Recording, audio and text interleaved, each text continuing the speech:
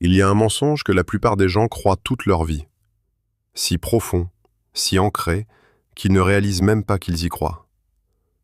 Le mensonge est celui-ci. Les choses m'arrivent.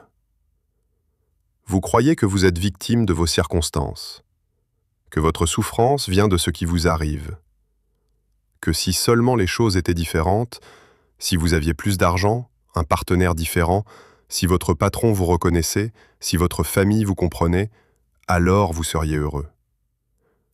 Mais laissez-moi vous dire quelque chose qui changera votre vie si vous le comprenez. Vous n'êtes pas victime de vos circonstances. Vous êtes l'interprète de vos circonstances. La souffrance ne naît pas des événements. Elle naît de l'histoire que vous vous racontez sur les événements. L'histoire de Pierre. Laissez-moi vous parler de Pierre. Pierre a perdu son emploi à 45 ans. Il avait travaillé dans la même entreprise pendant 20 ans. Et soudain, il a été licencié. Sa première réaction a été « C'est terrible, ma vie est ruinée, je suis trop vieux pour recommencer, personne ne m'embauchera, je suis fini. » Et avec cette interprétation, Pierre est tombé dans une profonde dépression. Il a passé 6 mois chez lui, se sentant misérable, se sentant victime, se sentant impuissant. Mais voici la vérité. Perdre son emploi ne l'a pas fait souffrir. L'histoire qu'il s'est racontée sur la perte de son emploi l'a fait souffrir. Parce que laissez-moi vous parler d'un autre homme. Appelons-le Antoine. Antoine a aussi perdu son emploi à 45 ans. Même entreprise, même jour. Mais l'histoire d'Antoine était différente. Il a pensé « C'est une opportunité. J'ai été coincé dans ce travail pendant 20 ans. Maintenant, j'ai la liberté de faire quelque chose qui compte vraiment. C'est effrayant, mais c'est aussi excitant. » Et avec cette interprétation, Antoine a créé sa propre entreprise. Quelque chose qu'il avait toujours voulu faire, mais n'avait jamais eu le courage. Même événement. 2 interprétations. 2 vies complètement différentes. La vérité sur la souffrance. Voici une vérité que les philosophes stoïciens ont comprise il y a 2000 ans, que le Bouddha a enseigné il y a 2500 ans, et que la psychologie moderne redécouvre enfin. La souffrance ne vient pas de ce qui vous arrive. Elle vient de votre résistance à ce qui vous arrive. De l'histoire que vous vous racontez sur ce qui vous arrive. Le philosophe stoïcien Épictète l'a dit parfaitement. Ce ne sont pas les choses qui nous troublent, mais les opinions que nous avons sur les choses. Pensez-y. 2 personnes peuvent vivre exactement le même événement et avoir des réactions complètement différentes. Une personne perd de l'argent et pense « C'est un désastre, je ne m'en remettrai jamais ». Une autre personne perd le même montant et pense « C'est une leçon. Maintenant je sais ce qu'il ne faut pas faire ». Une personne est rejetée dans une relation et pense « Je ne suis pas aimable, personne ne voudra jamais de moi ». Une autre personne est rejetée et pense « Cette personne n'était pas faite pour moi. Maintenant je suis libre de trouver quelqu'un qui l'est ». Voyez-vous la différence? Ce n'est pas l'événement, c'est l'interprétation. L'histoire de Sophie. Sophie a été diagnostiquée d'un cancer à 35 ans. Quand elle a entendu la nouvelle, sa première pensée a été « Pourquoi moi? Ce n'est pas juste. Ma vie est finie. » Et pendant des semaines, elle a vécu dans cette histoire. Elle se sentait victime. Elle était en colère. Elle était désespérée. Mais puis un jour, quelque chose a changé. Sophie a réalisé quelque chose. Je peux choisir comment j'interprète cela. Je peux le voir comme la fin de ma vie, ou je peux le voir comme le début de ma vraie vie. Et elle a choisi la 2e interprétation. Elle a pensé « Le cancer me montre ce qui compte vraiment. Il me fait arrêter de perdre du temps sur des choses qui ne comptent pas. Il me donne de la clarté. » Avec cette nouvelle interprétation, Sophie a quitté son travail stressant. Elle a réparé des relations brisées. Elle a commencé à vivre d'une manière qu'elle n'avait jamais vécue auparavant. Et quand le cancer est entré en rémission, Sophie a dit quelque chose de profond. Le cancer a été le plus beau cadeau que j'ai jamais reçu, parce qu'il m'a réveillé. Maintenant, je ne dis pas que le cancer est bon. Je dis que même quelque chose d'aussi terrible que le cancer peut être interprété d'une manière qui vous renforce ou vous détruit. Le pouvoir de la réinterprétation. Voici la vérité la plus libératrice que vous apprendrez jamais. Vous avez le pouvoir de réinterpréter n'importe quel événement de votre vie. Vous ne pouvez pas contrôler ce qui vous arrive, mais vous avez un contrôle total sur ce que cela signifie pour vous. Viktor Frankl, le psychiatre qui a survécu à Auschwitz, a compris cela mieux que quiconque. Il a dit « Entre le stimulus et la réponse, il y a un espace. Dans cet espace se trouve notre pouvoir de choisir notre réponse. Dans notre réponse se trouve notre croissance et notre liberté. » Cet espace, ce moment entre ce qui arrive et comment vous réagissez, c'est là que vit votre pouvoir. La plupart des gens ne découvrent jamais cet espace. Ils réagissent automatiquement. Quelque chose arrive et ils se racontent immédiatement une histoire à ce sujet. Et cette histoire devient leur réalité. Mais vous n'avez pas à vivre de cette façon. Vous pouvez apprendre à faire une pause, à observer, à vous demander « Quelle histoire me raconte-je à ce sujet ? Est-ce la seule histoire possible ? Y a-t-il une interprétation qui me renforce au lieu de faire de moi une victime ? » La différence entre douleur et souffrance. Laissez-moi clarifier quelque chose d'important. Il y a une différence entre douleur et souffrance. La douleur est inévitable, elle fait partie de l'être humain. Vous perdrez des gens que vous aimez, vous vivrez l'échec. Vous ferez face à des défis. Mais la souffrance est optionnelle. La souffrance est ce que vous ajoutez à la douleur avec votre interprétation. La douleur dit « ça fait mal ». La souffrance dit « cela ne devrait pas arriver, ce n'est pas juste, cela signifie que quelque chose ne va pas chez moi ». La douleur est propre, la souffrance est sale. Et la plupart de votre misère ne vient pas de la douleur. Elle vient de la souffrance que vous ajoutez à la douleur avec vos histoires. En France, nous avons une tradition intellectuelle profonde, une fierté dans la pensée critique. Mais parfois, cette tradition devient un piège. Si je souffre, c'est parce que le système est injuste, c'est la faute de la société. Ce n'est pas la vérité. C'est une interprétation. Et c'est une interprétation qui crée de la souffrance. L'héritage des Lumières nous a donné la raison, mais il nous a aussi donné l'illusion que nous pouvons tout contrôler par la pensée. Nous ne pouvons pas. Mais nous pouvons contrôler notre interprétation. La pression d'être brillant, d'avoir toujours raison, de maintenir une façade intellectuelle, ce n'est pas la réalité. C'est une histoire. Et c'est une histoire qui rend des millions de Français malheureux. Mais vous pouvez changer cette histoire. Vous pouvez choisir une interprétation différente. Je n'ai pas besoin d'avoir toujours raison. La vulnérabilité est une force. Ma valeur ne se mesure pas à mon intellect. Même vie, histoire différente, expérience différente. Maintenant, laissez-moi vous montrer comment changer votre interprétation. Comment arrêter d'être une victime et devenir l'auteur de votre propre vie. Étape 1. Observez votre histoire. La première étape est simple mais profonde. Observez l'histoire que vous vous racontez. Quand quelque chose de mauvais arrive, faites une pause. Ne réagissez pas immédiatement. Observez simplement. Quelle histoire vous racontez-vous ? Que signifie cet événement pour vous ? Que dit-il de vous ?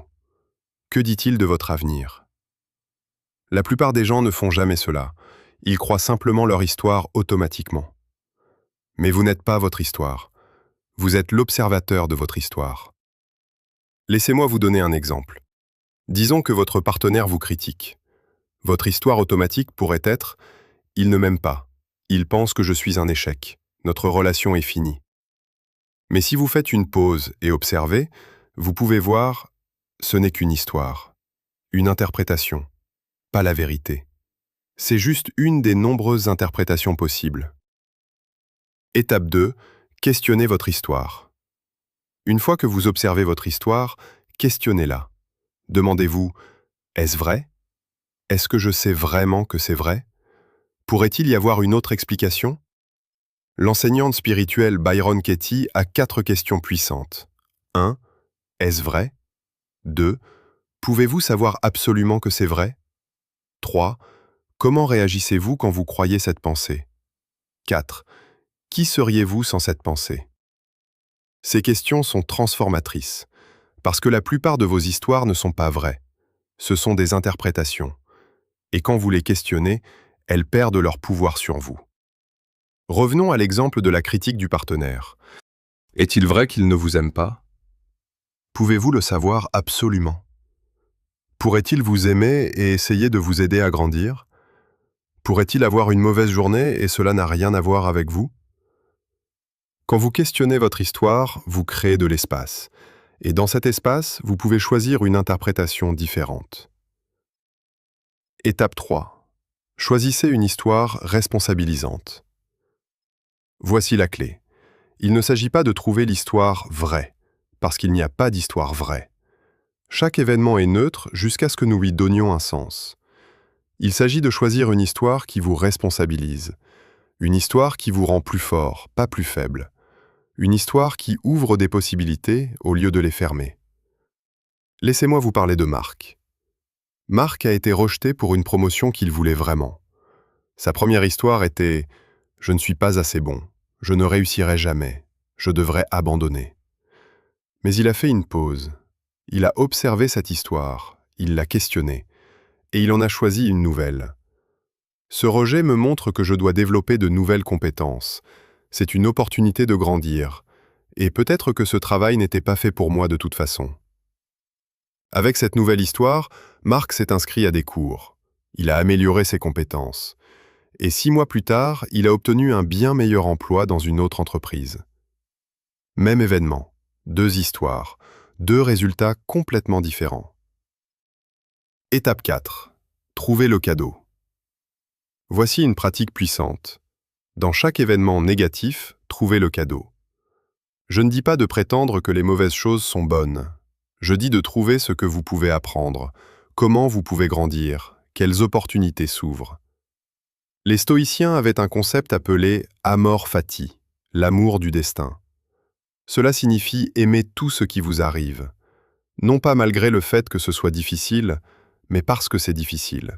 Marc Aurèle a écrit « L'obstacle à l'action fait avancer l'action. Ce qui se dresse sur le chemin devient le chemin. Chaque obstacle est une opportunité. Chaque rejet est une redirection. Chaque perte est une leçon. Mais seulement si vous choisissez de le voir ainsi. » Étape 5. Pratiquer la gratitude radicale. La gratitude radicale signifie être reconnaissant non seulement pour les bonnes choses, mais pour tout, même les choses qui semblent mauvaises. Parce que quand vous êtes reconnaissant pour quelque chose, vous changez votre relation avec elle. Vous n'êtes plus sa victime, vous êtes son étudiant. Laissez-moi vous parler de Claire. Claire a été trahie par sa meilleure amie. C'était douloureux, c'était dévastateur. Mais Claire a choisi de pratiquer la gratitude radicale. Elle a écrit dans son journal « Je suis reconnaissante pour cette trahison. Elle me montre qui cette personne est vraiment. Elle m'apprend à faire confiance à mon intuition. Elle me libère d'une amitié malsaine. » Et avec cette pratique, Claire a transformé sa douleur en sagesse, sa victimisation en responsabilisation. L'histoire d'Isabelle. Isabelle a grandi dans la pauvreté. Son père était alcoolique, sa mère était dépressive. Elle a eu une enfance difficile. Pendant des années, Isabelle s'est raconté cette histoire. « Mon enfance m'a ruinée. Je ne serai jamais normale. Je suis endommagée pour toujours. » Et avec cette histoire, Isabelle a lutté. Elle a eu des relations toxiques, un travail qu'elle détestait, une vie qu'elle ne voulait pas. Mais à 35 ans, Isabelle a découvert quelque chose. Elle pouvait changer son histoire. Elle a commencé à se raconter quelque chose de nouveau. « Mon enfance difficile m'a rendue forte. Elle m'a appris la résilience. Elle m'a donné de l'empathie. Elle m'a montré ce que je ne veux pas dans ma vie. C'était un entraînement pour qui je suis aujourd'hui. » Et avec cette nouvelle histoire, tout a changé. Isabelle est devenue thérapeute. Elle a aidé d'autres personnes qui avaient vécu ce qu'elle avait vécu. Elle a trouvé du sens dans sa douleur.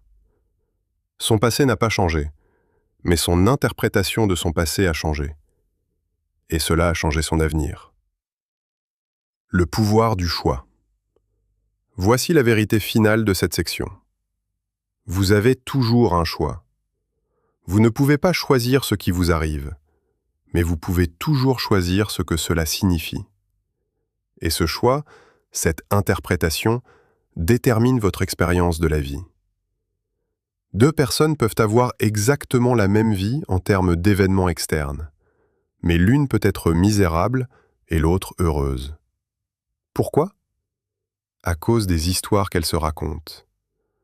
Alors arrêtez de demander « Pourquoi cela m'arrive-t-il » Commencez à demander « Quelle histoire me raconte-je à ce sujet ?» Y a-t-il une meilleure histoire que je pourrais choisir ? Parce que vous n'êtes pas victime de vos circonstances. Vous êtes l'interprète de vos circonstances. Et cette interprétation est votre super pouvoir. En France, nous célébrons les grands penseurs, les philosophes, les révolutionnaires. Mais nous oublions souvent la vérité la plus profonde. Ils n'ont pas changé les circonstances. Ils ont changé l'interprétation. Sartre a dit « L'existence précède l'essence ».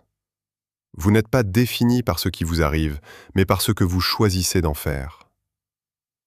Camus a dit « Il faut imaginer Sisyphe heureux ». Même dans l'absurdité, vous pouvez choisir votre interprétation. La question n'est pas de savoir si vous ferez face à l'adversité. Vous le ferez. La question est « Quelle histoire raconterez-vous à ce sujet ?» Ce choix est le vôtre. Toujours. Maintenant, laissez-moi vous dire la vérité la plus profonde sur l'interprétation. La vérité qui change tout. Vous créez votre réalité. Je ne parle pas de pensée magique. Je ne dis pas que si vous pensez positivement, l'univers vous donnera ce que vous voulez. Je dis quelque chose de plus profond. Votre interprétation des événements crée littéralement votre expérience de la réalité. Deux personnes peuvent être dans la même pièce, vivre le même événement et vivre dans des réalités complètement différentes. Pourquoi ? À cause des histoires qu'elles se racontent. Pensez-y. Qu'est-ce que la réalité ? Ce n'est pas seulement ce qui arrive, c'est ce qui arrive plus le sens que vous lui donnez. Et le sens, c'est ce que vous créez. La neuroscience de l'interprétation. Voici quelque chose de fascinant. La neuroscience moderne prouve ce que les philosophes anciens ont toujours su. Votre cerveau ne vit pas la réalité directement, il vit votre interprétation de la réalité. Quand quelque chose arrive, votre cerveau recherche instantanément vos souvenirs, vos croyances, vos histoires passées. Et il crée une interprétation. Et cette interprétation est ce que vous vivez comme réalité. Cela signifie que vous vivez littéralement dans une histoire que votre cerveau crée constamment. Et voici la partie puissante, vous pouvez changer cette histoire.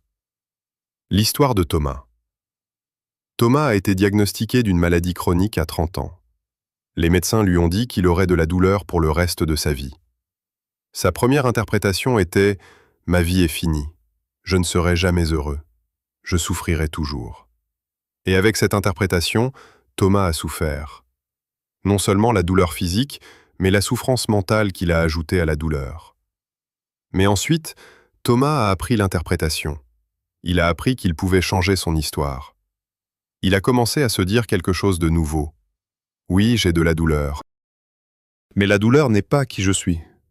Je peux encore avoir une vie significative avec la douleur. La douleur m'apprend à apprécier les moments sans douleur. Elle me rend plus compatissant. Elle me montre ce qui compte vraiment. Et quelque chose d'étonnant s'est produit. La douleur physique n'a pas disparu. Mais la souffrance mentale a disparu. Thomas a appris à vivre avec la douleur sans souffrir. Parce que la douleur est inévitable. Mais la souffrance est l'histoire que vous ajoutez à la douleur. Le mythe de la victime. Voici une vérité difficile. La mentalité de victime est séduisante. Pourquoi ? Parce qu'elle vous donne quelque chose. Elle vous donne une excuse, quelqu'un à blâmer, une raison pour laquelle votre vie n'est pas comme vous le voulez. Ce n'est pas ma faute, c'est à cause de mon enfance, à cause de mon patron, à cause de l'économie, à cause de mon partenaire, à cause de mes gènes. Et oui, toutes ces choses peuvent être vraies. Mais voici la question plus importante. Cette histoire vous responsabilise-t-elle? Vous rend-elle plus fort? Ouvre-t-elle des possibilités? Ou vous garde-t-elle coincé? Vous garde-t-elle petit? Vous garde-t-elle impuissant? Parce que quand vous vous voyez comme une victime, vous n'avez pas de pouvoir. Le pouvoir est dans les circonstances. Le pouvoir est chez les autres. Le pouvoir est partout, sauf en vous. Mais quand vous changez votre interprétation, vous récupérez votre pouvoir. La responsabilité radicale. Voici le concept le plus transformateur que vous apprendrez jamais. La responsabilité radicale. La responsabilité radicale signifie prendre la responsabilité complète de votre expérience de la vie. Pas pour ce qui vous arrive, vous ne pouvez pas contrôler cela. Mais pour comment vous interprétez ce qui vous arrive. Cela ne signifie pas vous blâmer. Cela signifie vous responsabiliser. Cela signifie dire « Oui, cela s'est produit. Je ne l'ai pas choisi. Mais je choisis comment je réponds. » Est-ce vrai? Est-ce la seule interprétation possible? Troisièmement, choisissez des histoires responsabilisantes. Quelle histoire me rendrait plus fort? Quelle interprétation ouvre des possibilités? Quatrièmement, trouvez le cadeau. Que puis-je apprendre de cela? Comment puis-je grandir? Cinquièmement, pratiquez la gratitude radicale. Pourquoi puis-je être reconnaissant à ce sujet, même si c'est difficile? Et sixièmement, prenez la responsabilité radicale. Je ne peux pas contrôler ce qui arrive, mais j'ai un contrôle complet sur ce que cela signifie. La vérité finale. Voici la vérité qui vous libérera. Vous n'êtes pas victime de votre vie, vous êtes l'auteur de votre vie. Les événements sont neutres, vous leur donnez un sens, et ce sens détermine votre expérience. Alors arrêtez d'attendre que les circonstances changent. Changez votre interprétation des circonstances.